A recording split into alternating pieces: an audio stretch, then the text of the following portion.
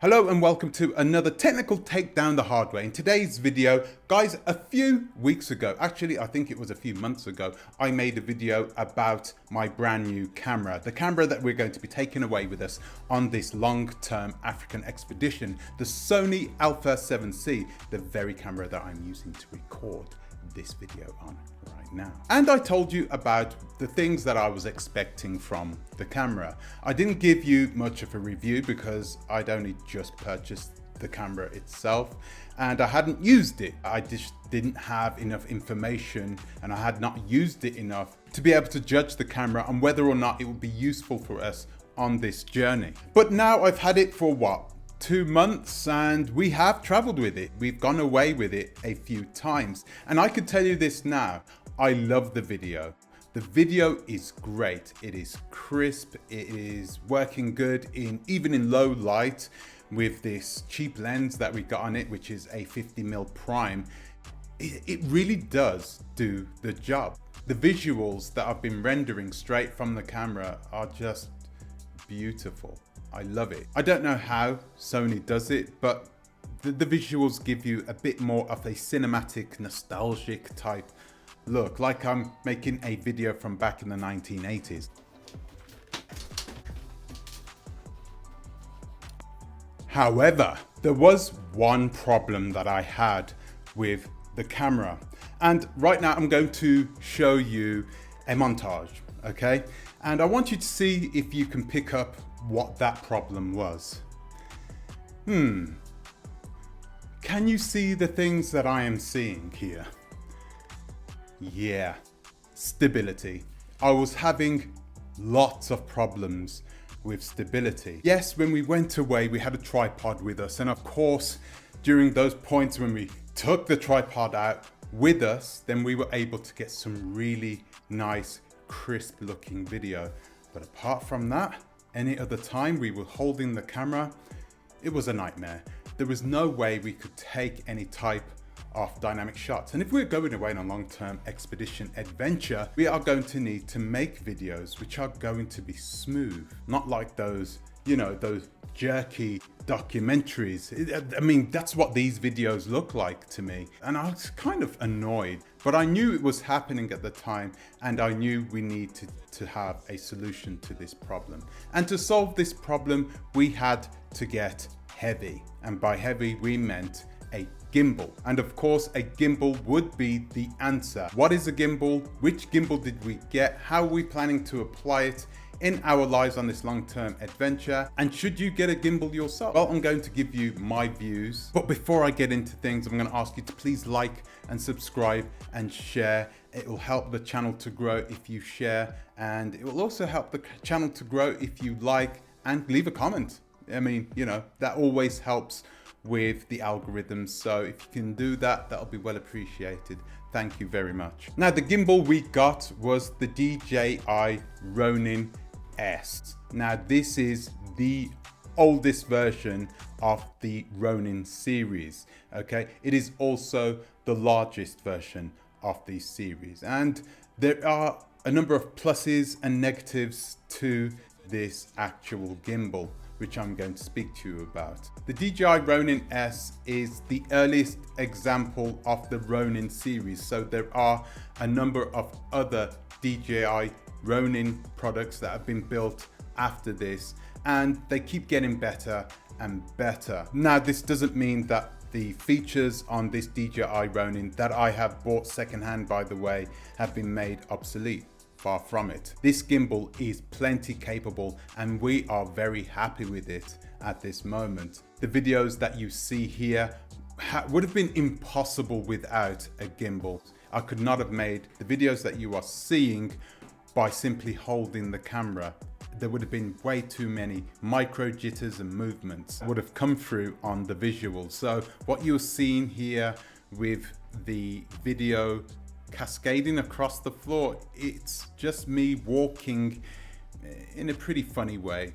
Yeah, foot to toe. There is a way to use this gimbal, and of course it's gonna make me stand out a bit when I'm in an African market and I'm walking like a bit of a clown. But so I'm gonna go through a few of the positives and a few of the negatives. Let's say 5 positives and 5 negatives. The positive thing about this particular gimbal is that it is secondhand. This is brilliant for us. A brand new gimbal of this same type would have cost around between 600 and 700 euros, especially if you want a gimbal that is now able to carry the full load, okay, of 3.6 kilos. So that's the maximum that you can have on this gimbal. I wouldn't suggest it, and I'll get you back to that a little later. Because it's a couple of years old, we feel a little bit more, I don't know what it is. You know, when you have something brand new and you're afraid to knock it around a bit, okay? This gimbal is going to get knocked around a bit, okay? We needed something that was going to be tough and robust, and that is exactly what the Ronin S is. It is going to be something that we're going to be able to carry to the African continent, and we're going to be able to exchange different cameras. We are going to also utilize a Canon 70D.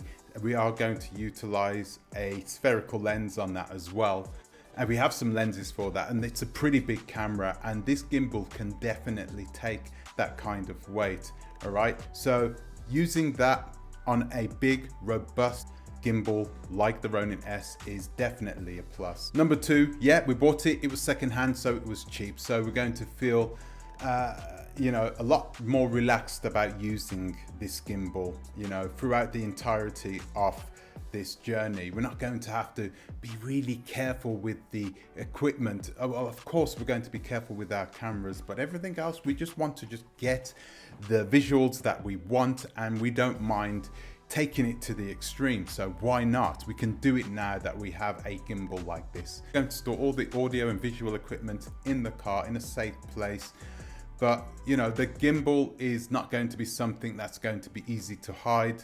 But because it is cheap, we feel comfortable in carrying it with us instead of carrying thousands and thousands of euros worth of audio and visual equipment. Another thing is that we now get to carry more money away with us because we haven't had to spend 700 euros on a brand new gimbal. We bought this particular gimbal off a friend of ours, a personal friend of ours. His name is CHEN. He's a cinematographer, and we're going to put a link in the description to his company and to his Instagram, I believe, if he has an Instagram. I didn't ask him.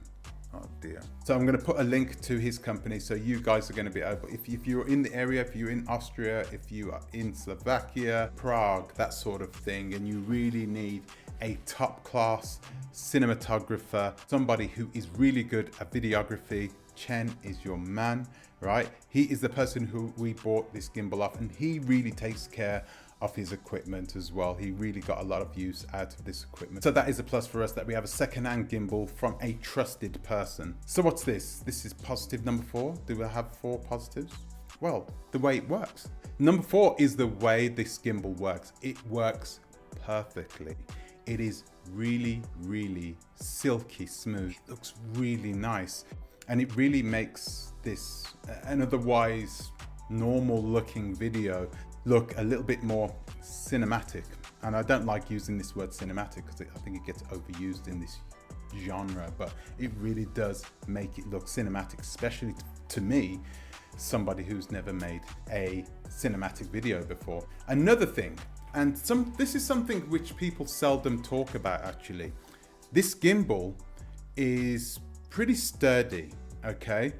It's a sturdy gimbal, which means it can take a lot of weight, and it can take a lot of weight because the motors are pretty strong inside there, right? So it has very strong, useful motors which can do the trick. So I feel confident that the motors aren't going to burn out on this thing. One of the reasons is because we're going to be mainly using the Sony Alpha 7C. The C stands for compact. The camera is rather small, okay? So there isn't a lot of weight for these motors to push around in guiding this camera and the lens in the right direction and keeping it level. So I really am confident that this gimbal will do the job for the entirety of the 2-year journey. Let's look at the negatives. 5 negatives. Negative number 1. This is the older version of the Ronin S series, and DJI is a progressive company. So when they first come out with something, they always want to make that product better. So they always come out with a series, and this is the first one. And one of the things that I don't like about this gimbal is how you are able to store it, okay? We do have a case with us. The case is rather large, so you can't just slide it in under the seat or something. That's something we're going to have to address by buying a purpose-built case, which is much more slimline, so we can slide under places and keep it out of the sight of perhaps people with sticky fingers. So that is one pet peeve, you know, the size. It is big. It's a big gimbal, okay? And when you're carrying it around, you know, and you're carrying it around, you know, the streets of Lagos or wherever, you're going to have a lot of people looking at you. It's not like a little handheld gimbal that you can get. It is a big, sturdy, hefty thing, and sometimes that can attract the wrong type of eyes. And I don't really like that about this gimbal. I don't like that it's big. I don't like that it's difficult to store, like I said. Another storage problem is that the gimbal arms are unable to be locked. So, like I was saying, further iterations of this particular gimbal, you can lock the arms, okay? So when you lock the arms, you can store the gimbal and it doesn't just flap around, you know? This one does, which is very annoying. I found out the hard way, you know, me trying to use the gimbal over the weekend. I didn't always want to put the gimbal away. So I used to turn off the gimbal, and when you turn it off, the camera just hangs down and, you know, it can't lock. So it's very annoying. It is very annoying. And something tells me that is going to be a little pet peeve of mine when I'm using this gimbal over the next couple of years. Number 3, the weight. It is heavy. It is super, super heavy. It is 1.8 kilos, okay? Now, I know what you're thinking, that's not that heavy, but when you stick the other things on it, like a camera, like I said, 3.6 kilograms you can take. So you try holding out 5 kilograms like this, just like this, for 5 minutes. I guarantee you your arms are going to feel like they are burning. They're gonna wanna fall off, okay? This gimbal is really heavy. So we had a family function over the weekend and I really got to use this gimbal for the entirety of that 48 hours. And I'm telling you, I feel like I don't need to train these guns anymore. My wife also tried to use it and she could not use it for a long period of time. And this is a problem, okay? So she is now planning to get her own gimbal. Number 4 is the battery. The battery lasts forever. I mean, okay, I might be exaggerating, but you could fully charge it within 2.5 hours, and that will give you 12 hours of usage. That is 12 full hours of usage. I know what you're thinking. This should be a positive, right? Yeah, of course, it is a positive. It's a very good positive. The only problem is the way that they are able to come up with those numbers. And those numbers are only attained by using a particular kind of battery, a lithium polymer battery. This is the type of battery that you can now find in the vast majority of gimbals, drones, and a lot of electronic items which need a lot of power but don't want a lot of weight. So these lithium polymer batteries will give you that kind of performance minus the weight. However, there is a problem with lithium polymer batteries, and that is that they are unstable when you misuse them. Okay, so if you overcharge them, if you overcharge them, there is a good chance that the battery may explode. Now, that doesn't matter so much inside this Dji Ronin S because it does have intelligent charging, so it does switch off by itself once the battery is fully charged. But it is still a lithium polymer battery, and lithium polymer batteries don't like being overcharged. If you do have a fault inside your gimbal, then it may overcharge the battery. It may still explode. If you undercharge it, if you allow the battery to just peter out by itself, a lot of people with lithium ion batteries these batteries are made to go to 0 and then you can fully charge them. And in fact, I think a lot of manufacturers tell you to do exactly that with those types of batteries, and it extends the battery life. With a lithium polymer battery, it does the opposite. Okay, if you let the battery run out, it ruins the battery's performance, and it is irreparable. So you never allow the battery to run out. You can let it get down to maybe 20 or 10%, but never let the battery run out. And then you charge it up again. It is always better to charge it up so it's not fully charged. Once again, these batteries on this gimbal will last for 12 hours. I'm not going to be using the gimbal for 12 hours of continuous use. So it's always good for me to keep an eye on the battery. This is something that I've really got to take care of, because you know, you can't mess around with a fire within the car. Nobody wants a fire in their car, especially when they are on a long-term expedition adventure to Africa. So what have we covered? We've covered that it's heavy, that the arms are unable to be locked, that it is a little cumbersome, so it's pretty big gimbal, so it's difficult to hide away. And that the battery is one of the types of batteries that can be unstable if abused. So what's number 5? We've got to give ourselves a 5th problem about this gimbal. Oh, the setup. The 5th problem is definitely the setup, okay? It's pretty tedious to get this gimbal balanced, and we are going to be using this gimbal with multiple cameras, so we're going to need to rebalance the gimbal every single time we use a different camera.